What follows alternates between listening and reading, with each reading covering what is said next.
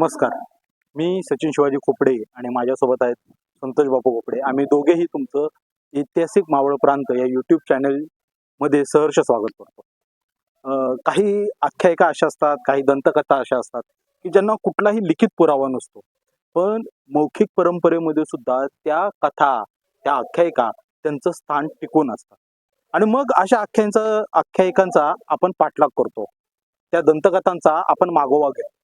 मग तो मागोवा कशासाठी घ्यायचा? कारण की त्या आख्यायिका, त्या दंतकथा मानवी समाज जसा उत्क्रांत होत जातो, जसा विकसित होत जातो, तशा त्या आख्यायिका, त्या दंतकथा त्या समाजाच्या प्रत्येक पिढीमध्ये झिरपत येतात.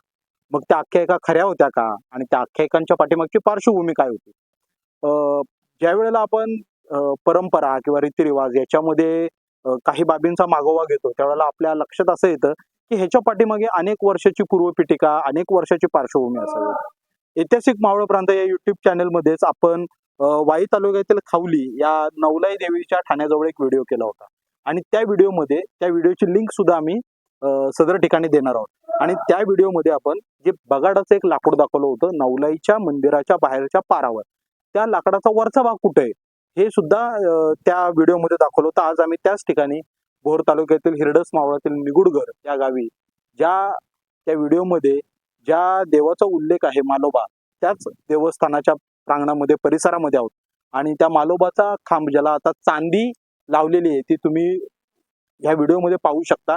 आणि कथेमध्ये जसं की ते बगाडाचं लाकूड इथं नदीच्या किनारी आणलं आणि त्याच्या शेंड्यावर मालोबा खेळतोय, तर त्याचं खेळण्याचं चित्रण, त्या खांबावर खेळण्याचं चित्रण हे सुद्धा ह्या चांदीच्या पत्र्यावर कोरलेलं आहे. म्हणजे ती आख्यायिका जी खावली गावी सांगितली होती, जी दंतकथा खावली गावी सांगितली होती, तिचा मागोवा घेत घेत आम्ही हिरडस मावळातील निगुडगर या गावी आलो आणि त्या आख्यायिकेचा खरा भाग आणि जे सांगितलं होतं त्याप्रमाणे आपल्याला इथं बघायला मिळते. आज मालोबा हा देव किंवा मालोबा हे देवस्थान किंवा मालेश्वर हे देवस्थान आज हे बावनगाव हिरडस मावळचं आराध्य दैवत झालेलं आहे. या निगुडगर या गावी जी अनेक शिवकालीन घराणे नांदतात, त्यामधलं प्रमुख घराणं हे बांधलांचे, मळेकरांचे ही प्रमुख घराणी इथं नांदतायत. आणि मालेश्वर हे बावनगावचं हे आराध्य दैवत आजही समजलं जातं.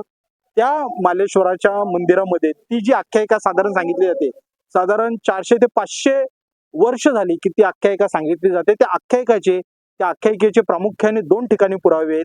एक पुरावा आपण खावली गावामध्ये बघितला होता आणि आजचा हा महत्वाचा पुरावा जो आपण निगुडगर गावी मालोबाच्या मंदिरामध्ये बघतोय, की दंतकथा आणि ज्या लोकसंस्कृतीतल्या देवता आहेत, त्या देवता कुठलंही पुराण नसताना, कुठलंही महात्म्य नसताना, कुठलीही पोथी नसताना, केवळ आणि केवळ मौखिक माहितीनुसार सुद्धा आपलं अस्तित्व टिकून आहे.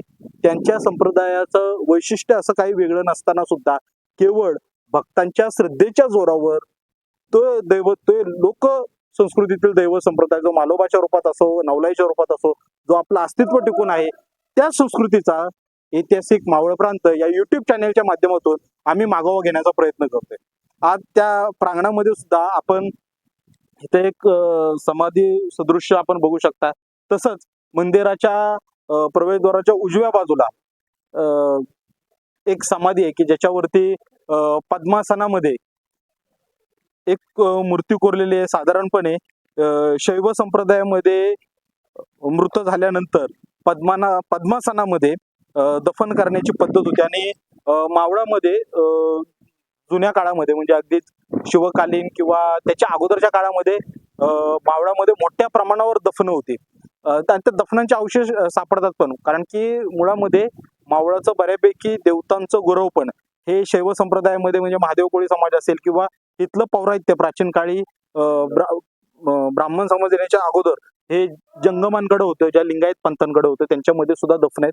त्याच्यामुळे इथं अंकित केल्याप्रमाणे पद्मासनातील आपण ती कोरलेली एक प्रतिमा बघू शकतो की दफन कशा पद्धतीत होतं खाली, की आपण अनेक मानवी संस्कृतीमध्ये झोपवलेल्यासारखं दफन दिसतं आणि काही मानवी संस्कृतीमध्ये मांडी घालून म्हणजे पद्मासनातलं दफन दिसतं. त्यातला हा एक प्रकार.